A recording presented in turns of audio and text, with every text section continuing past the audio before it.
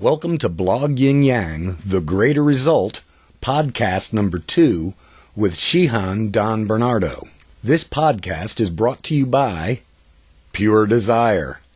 Really, I just have the desire to do this, but you can help ensure future podcasts by visiting the Blog Yin Yang website and visiting our shop and purchasing an item or two. I recently added a collection of items related to the Greater Result podcasts, mugs, shirts, and the like. Grab yourself some swag. As this is my second podcast, I'm still in a learning process. This particular podcast was recorded outside, and unfortunately, I do not yet have windscreens. I do have some nice pop screens, but they don't really work with general wind. So I had to do a little post-production trickery to reduce the effects of the minor breeze we had that day. Another thing with this podcast is that Shihan Bernardo and I have known each other for a while, so at times we bring up things that he and I have talked about in the past, so you might feel like you're in the middle of a conversation at points. In particular, when we talk about the technological singularity. If you don't know what that is, look it up. Read, folks. I'm sure I will talk about it more in coming podcasts. We also mention some other people in a matter-of-fact fashion. You will hear us reference Tina and Steve. Tina is a student at the school where we teach, and Steve is a former student, now instructor. The school we reference is Columbia Martial Arts and Fitness in Lexington, South Carolina. You will also hear us reference Mark, that is, Mark Mills, owner and chief instructor at Columbia Martial Arts and Fitness. One last note, during the podcast, Dan will suggest donations. I am not looking for donations, folks. Now, sponsors and advertising, that is another matter. If you would like to sponsor a podcast, get your name or company name referenced before and after, and in the related text, contact me at blogyinyang.com. This podcast was recorded on Friday, February 28th, 2014. Blog Yin Yang, The Greater Result, podcast number 2, Shihan Dan Bernardo. Blog Yin Yang. Thank you for doing this, man. All right, absolutely. When I started thinking about these podcasts, of course, then you start to have to think of, well, who am I going to talk to? And you came to mind, like, first. I know I did solo first, but that was because of Cage Chaos. Yeah. But you came to mind first because, as Tina has said, she feels like we're kindred spirits. Yeah. And it also occurred to me, you giggle a lot, and I kind of like that. Yeah. I'm a happy guy. You're a happy guy, and you run this wonderful gambit from okay, let's talk physics, but I was in the monastery. Wait a minute, you're not going two different directions. Well, come on now. I mean, the Big Bang was first thought up by an Augustinian friar. I mean, come on now. I know. Yeah. Poking. Most people, when they find out I was in the monastery, they're quite confused because I'm certainly not that type of person outward. But there were a lot of monks even in the monastery.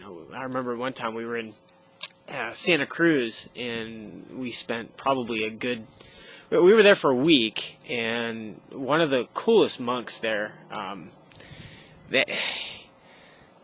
They called him Jack Daniel. I have no idea what his real name was, even if that was his real name. But they called him Jack Daniel, and he always wore this engineer cap, like the old trained engineer cap. Gray and white stripe. Yeah. And he cooked the greatest steaks, and, I mean, we would sit and drink scotch and beer, and not what you would think, but that's kind of just the way that it is now. So, like, really cool guys. Well, I wonder, the population, I think, has just a false view of monks, of the monastery, that probably was never that. I'm talking about drinking scotch and beer and whatever, and of course, everybody knows Friar Tuck. Yeah. Right? Got no problem with that guy. Yeah.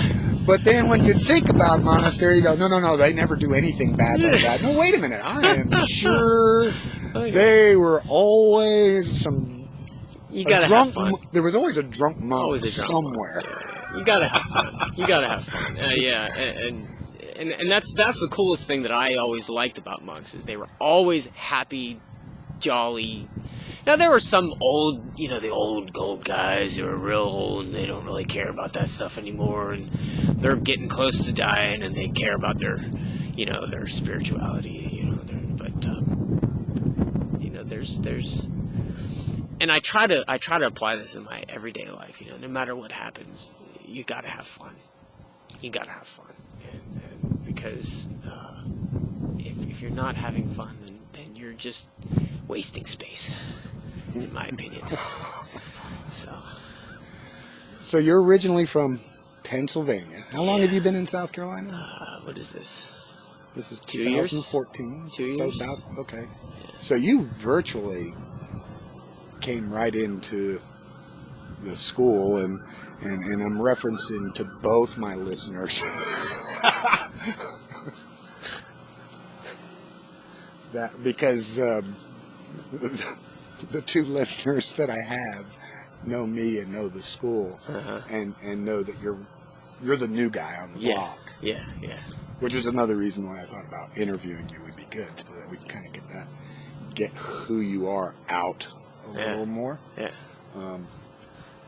So you were born in PA? I was, yeah. Swickley, which is western Pennsylvania, suburbs of Pittsburgh, that area.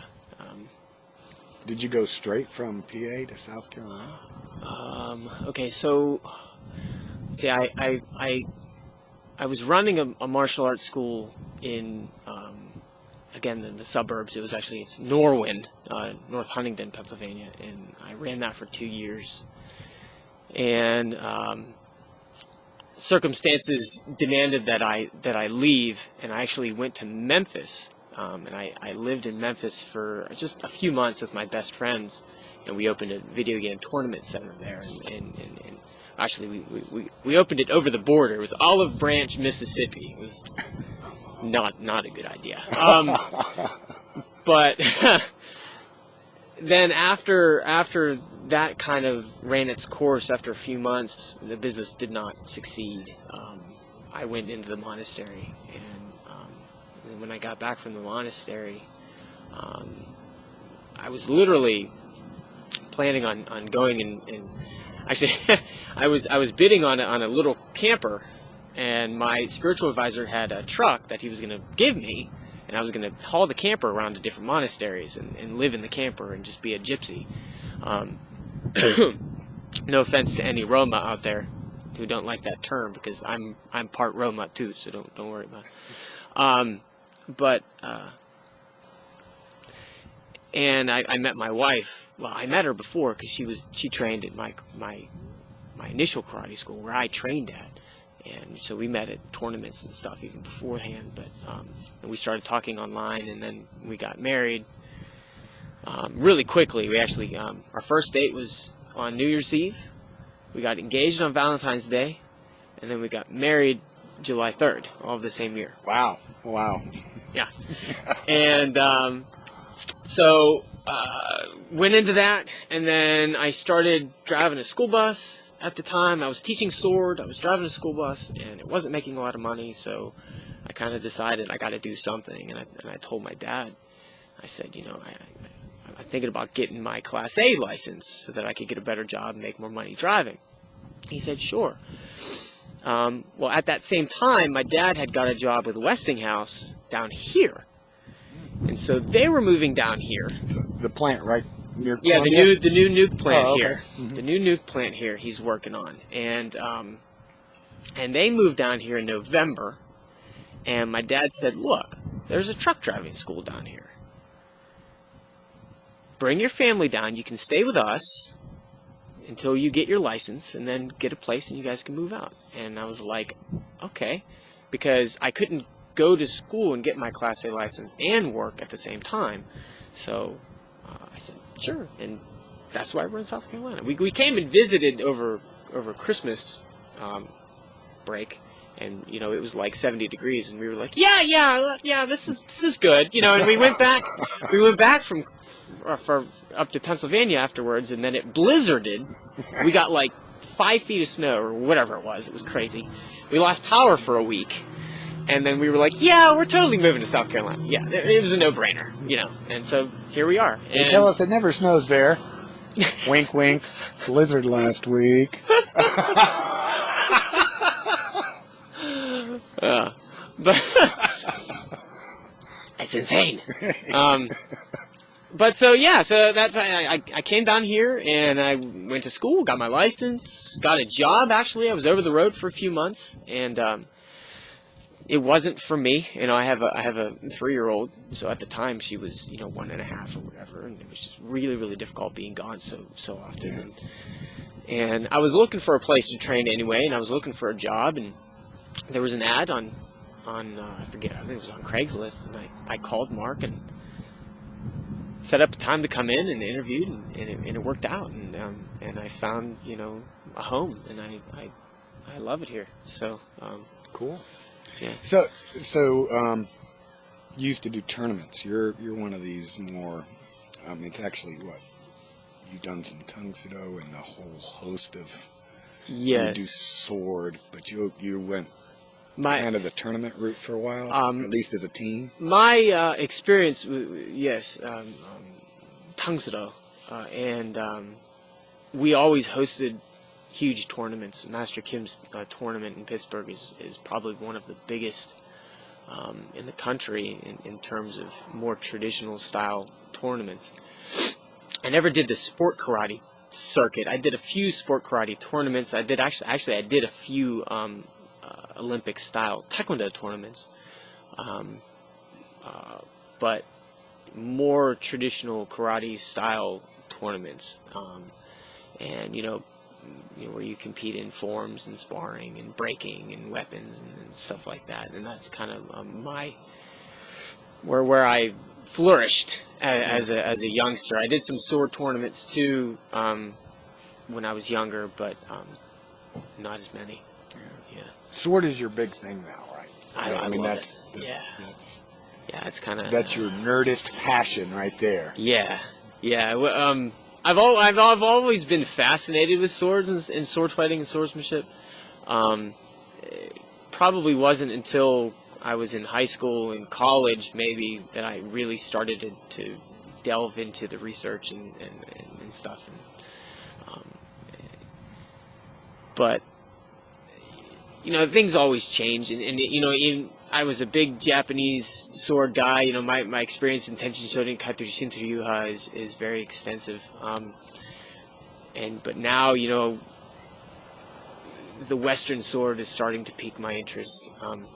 It's really interesting because, I look at a Japanese sword now and I say, man, I wish it had 2 edges and a bigger guard.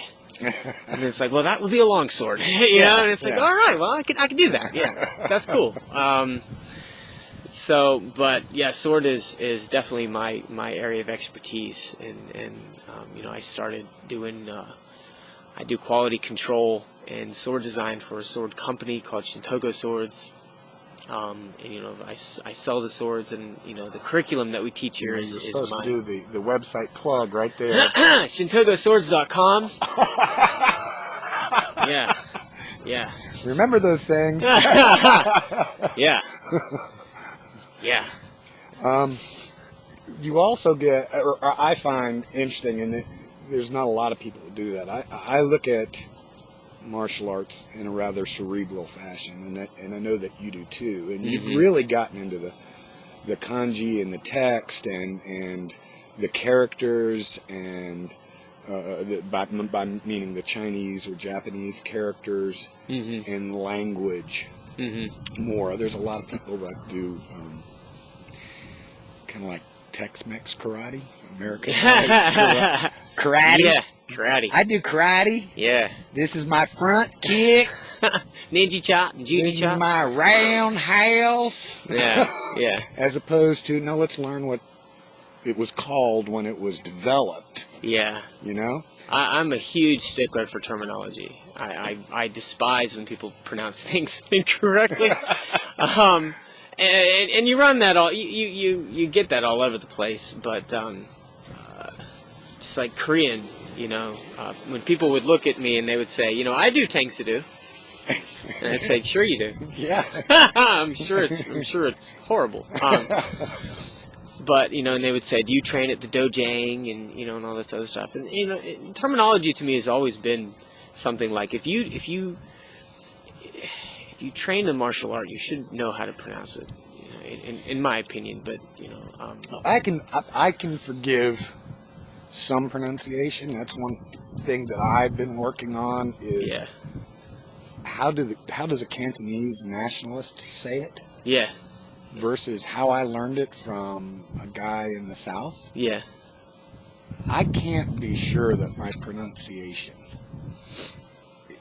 Heck, I don't know many English-speaking people that pronounce English well. Okay. Well, we don't speak English here. We speak American. Right. Right. Big difference. That's my point. Yeah. But at least if there's an attempt to learn and care, care about how it's spoken. I know you're not going to be able to speak it correctly, but if you don't care about how it's spoken, if you don't care what it's called, you don't have its history. Right. And of course there's the whole, but then it doesn't matter what it's called if I do it correctly, and I get that too. You know what I mean? Yeah. Totally. If you can beat the guy with the technique, and your technique is phenomenal, I don't care what it's called, because it works. But it helps me as an instructor. It helps me with terminology because if I say, okay, well, if I come at you with a thrust, go into Okisumi no Kamae with the guard up, you know what I mean, and thrust from there. That's easier for me to say than say, okay, well, turn the sword counterclockwise so that the edge is up and get your hands out out like that. Then that's much easier for me to use terminology in that regard. But if I don't know. To me, I kind of wonder about, and I agree with you. I have no problem with a guy who can use it. Yeah. He may even be using it and he doesn't know he's using it. But right. if he's actually studying, to have gotten to the point that you can apply it, and then say, I don't care anymore. Yeah. I don't want to know what it was a leaf, I think. It went down. That was your feather in your hat. Oh, my hat feather. So everybody knows it went in front of you, but that's all right. Life it went in front of me? Oh, it's right here? Yeah. Wow. Yeah. Because y'all can't tell because I'm not doing video, but we're outside today. So if you hear a little bit of wind or you heard a car earlier, we decided to come outside. It was sunny. Yeah, it's nice out here. But yeah, a guy who can do his thing and then kind of say, okay, I don't care about it anymore, rather than, well, this came from somewhere. If I learn something more about it, will I find something else that obviously I can probably do because I can do that. Yeah. And to me, it's like every time I start digging, like into forms or looking at terms or something like that, I'm always finding a little nugget that kind of takes me off on another related tangent. Whereas if I just said, okay, I got that. Yeah. And and that makes you evolve and grow, and if you don't evolve and grow martial arts wise mentally as well as physically, then you're not going to be able to look at little nuances of technique and be able to perfect them or change them if you need to, or decide what works and what doesn't, and that's something that. And if you care about your martial arts practice, learning how to pronounce something should be very easy and very, very, it shouldn't take a long time for you to say, okay, well, how's that? Google Translate. How does that sound? You guys have Google Translate. Yeah. When I started, yeah, right. Google just meant many things. Yeah. I think Googleplex was just a bit more. Yeah. I mean. the resources are available now. Yeah. Back when I was younger, it was calling up Master Kim and going, "How do you say this?" And him going, "Say what?" Chayan eho. No. And he would say, no. Chayan means natural. Oh, okay. But that was kind of what it was. Or his son, I got kind of close to his son too, and I would say, how do you say this? How do you say this? How do you say this? Oh, no, you say it this way, But certain things, it was always my goal that if I ever went to Korea, if I ever went to Japan, and I wanted to train, and I wanted to ask a question about a specific technique, I didn't want them to go, I don't know what that is. Yeah. And then, you go, there's some guys in Pittsburgh when they do tangsudo, they practice, it's a front stretch exercise. And some of them say apadurgi. And, what is apadurgi? Apado orgi. They say apado orgi, right? But not apadurgi. Or there are these forms, they come from the Japanese heian forms. In Korean they're pronounced Pyongan forms, but sometimes they say peon. The peon forms. I don't practice any peon forms, I'm sorry. But if I went to Korea and I said, "Can you help me with my peon forms?" And they go, "What?" I don't know. That's me personally. Yeah. And like I said, I try as hard as I can. If you're not my student, I won't bother you about your training. I promise you. I'm not trying to harp on anybody. But if you're my student, yes, you are tested on terminology. Yeah. Well, I test mine on terminology too. I don't get too freaked out about pronunciation. I talk about it a lot. Yeah. But I can't get too freaked out about it because I don't have a Cantonese person near me. Right. So a lot of my determination is based on research as opposed to having somebody speak it. Yeah. I did get a CD lesson kit, and I tried to really get into it. Yeah. And it's really hard to, at least with the one I got. Someday I'll have the money. Maybe I can get Rosetta. Wink, wink. But the only thing I was ever able Donate. to... Yeah. Donate. The only thing I was ever able to hang on to was Hypendala, which means where it is. And their structure, which is different from English. English is pretty much it's subject, verb, object. Yeah. Whereas their object or subject can be anywhere in the sentence. So you have Dingwa Hypendala. Telephone, where is that? Yeah. To which my fun one is Fa. Fa is hair. Yeah. So I'll go Fa Hypendala. No, Fa. I have no hair. My hair, where is it? And going back to that kindred spirit, yeah. Mine's going too. Going. It's almost gone. Yeah, it's about as gone as mine. About as gone. That's okay. Yeah. That's okay. That's it's one of our secret weapons. That's why I wear the hat, so in the middle of combat I can whip it off and blind my opponent. That's it. I used to have a much longer beard before I started teaching here, and people used to ask, why don't you shave your beard? I said, I try, but the hair up top just keeps falling, coming out the bottom. I miss my beard. Well, you still got It's enough there. beard, I know. My wife, now that she used to like my beard, but now that it's shaved, she does not want me to grow it back. Yeah, She likes it. The ZZ Top days are in the past. Yeah. Well, or they're in the future. They're in the future. They're in the future. Everything's in the future. Yeah. I told her, I will eventually have the big wizard beard where it's down to here and I can play with it, with my fingers, with my big long pipe, There you go. Yeah.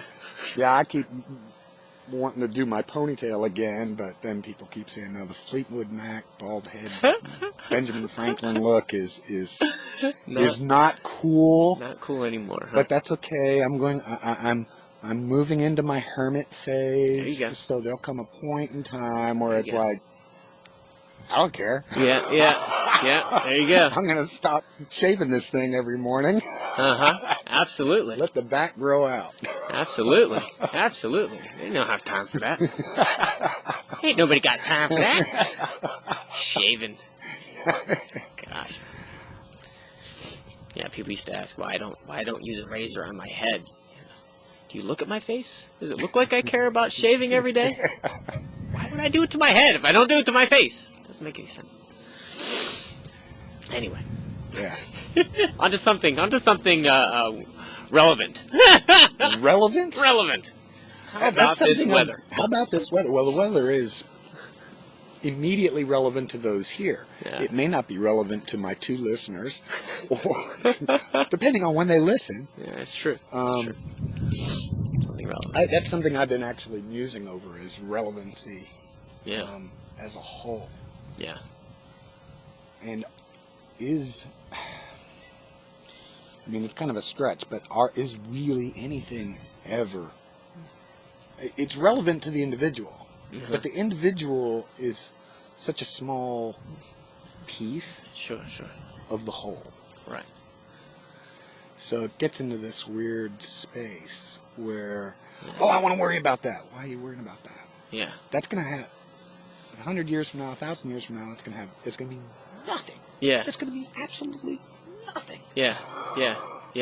The whole, the entire, human civilization on Earth. If you look at it in terms of an hour, the Industrial Revolution was what, like, if you're 10 going to only, no. Even that. If you span the human, if you say an hour equals the 20,000 years of Homo sapien, right?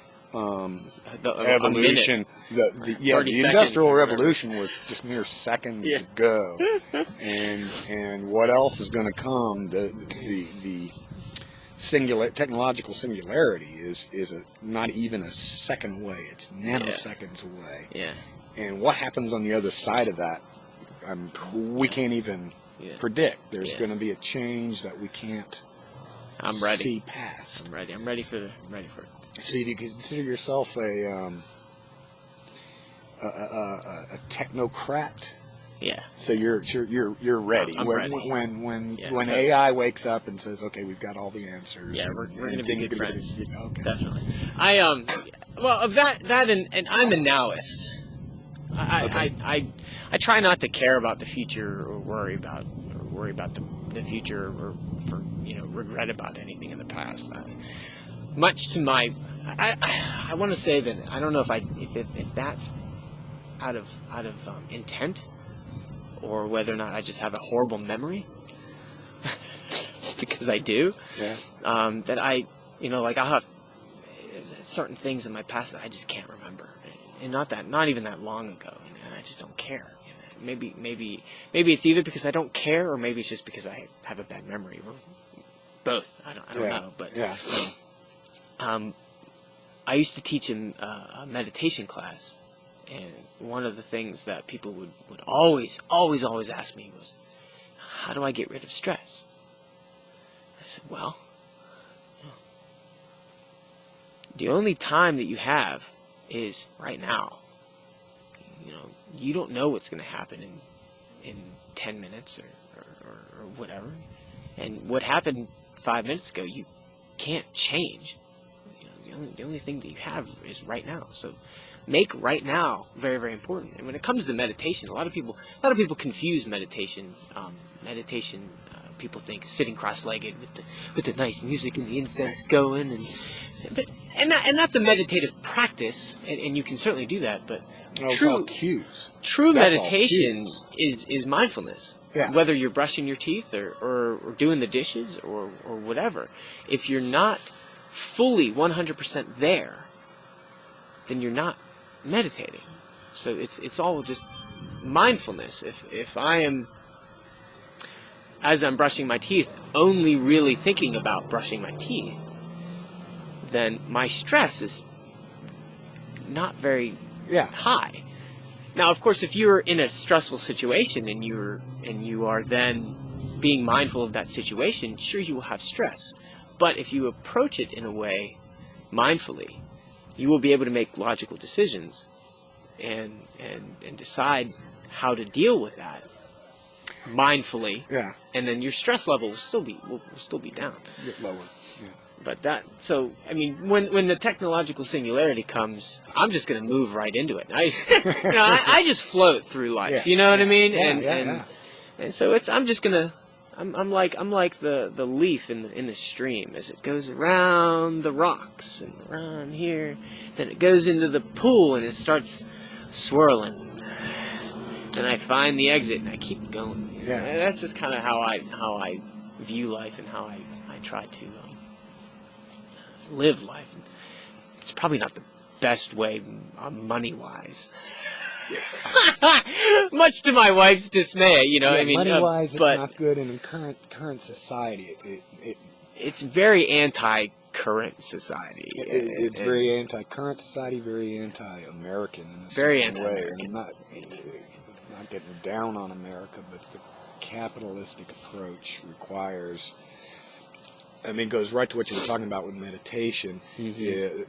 The current approach requires thought about a future that you do not see, you cannot be totally aware of, and you have really very little control of, as well as being mindful of your past. It's about, I must accumulate, and I must check my accumulations, and then I must concern myself with how I will in the future acquire more, which means you can't think about the moment.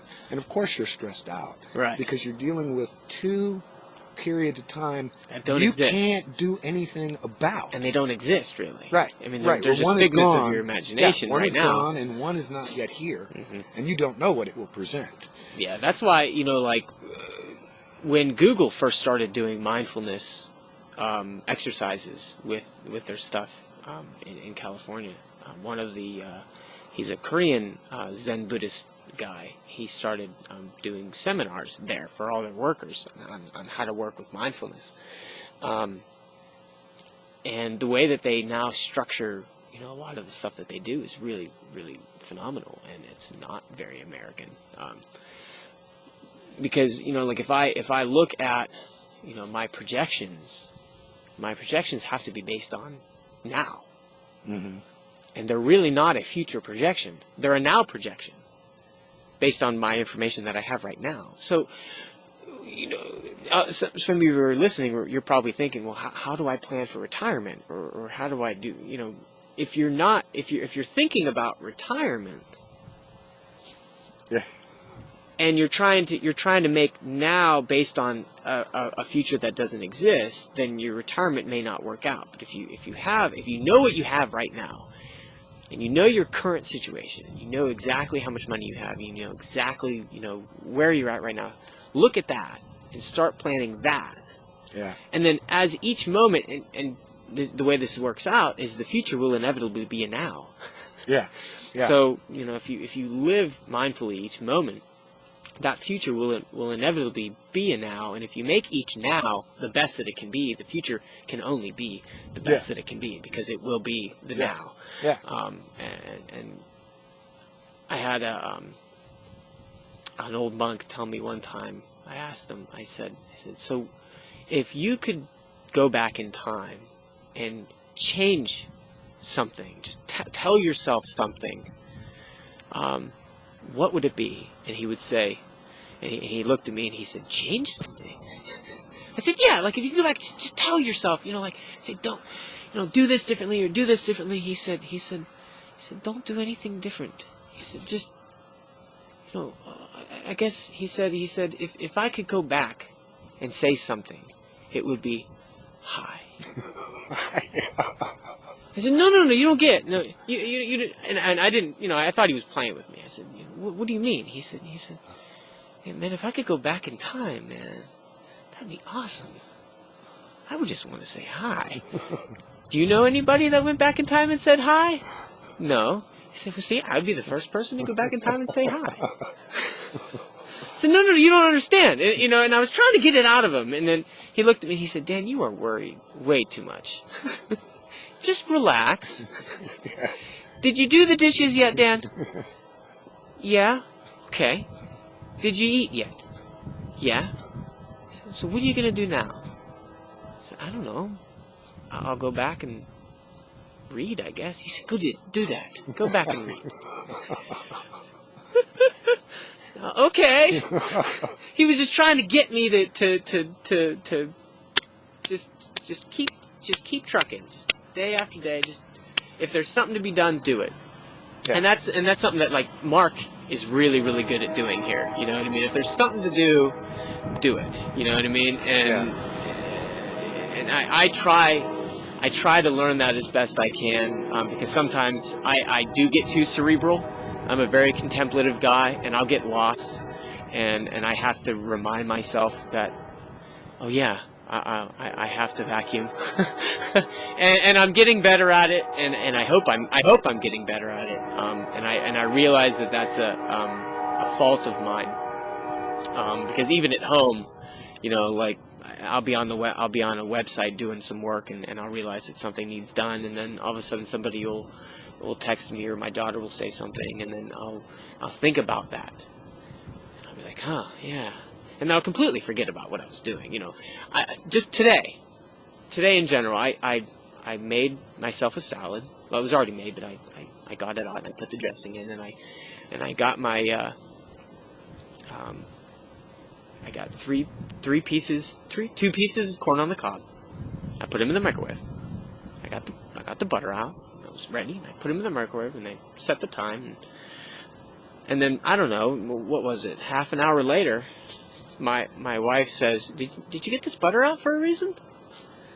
Oh yeah, oh yeah. And I open the microwave, and there's my corn on the cob. So this is my everyday life, people. I've been told that I eat too much sugar. I think that's what people keep telling me. It's bad for your memory. I don't remember who told me that, but was it Steve? Did Steve tell me that? Well, Steve, I told you that too. You did? Okay. Anyway, how I remember all these techniques that I teach people, I'm not really sure. But it's up there. It's up there. It's up there. So. It's up there, and it's in your body. Yeah. But anyway, so that's why going back to where we initially started. That's why I'm not worried about the technological singularity. Yeah. Well, all right. Well, I think we hit our time limit. Oh wow! All right. That was long. By. Yeah, Dude, that was long. I hope I didn't. Good. No. You did wonderful. Yeah. I mean, I didn't talk about anything about martial arts, did I? Not really. The goal is not. I know for a lot of people who know me. Yeah. The goal is not necessarily to interview people specifically about martial arts. Now, I've hit some martial artists for the first two podcasts because there is a common ground and something to talk about. But ultimately, the goal is just to get people to talk. Yeah. And just see what happens. Yeah. The result is the important thing. There you go. Not the destination. So thank you very much. Absolutely. Sir. Thank you for having me on Blog Yin Yang. Yes. Yes, that's how it's pronounced. That's how it's pronounced. Yin Yang. Or here in the South. Taijitu. Yin Yang. Taijitu. That's the actual symbol. Taijitu. In Korean, it's Taeguk. Cool. It's cool stuff. Cool stuff. Is this my mug? That's your mug. I get a mug! You get a mug. That is awesome. Keith, you're the man. Well, I try, man. I try to be. Life is good, living is hard. That's phenomenal. Yeah. That is phenomenal. All right. All right, well, thank you, man. Thank you, sir. Blog. Yeah.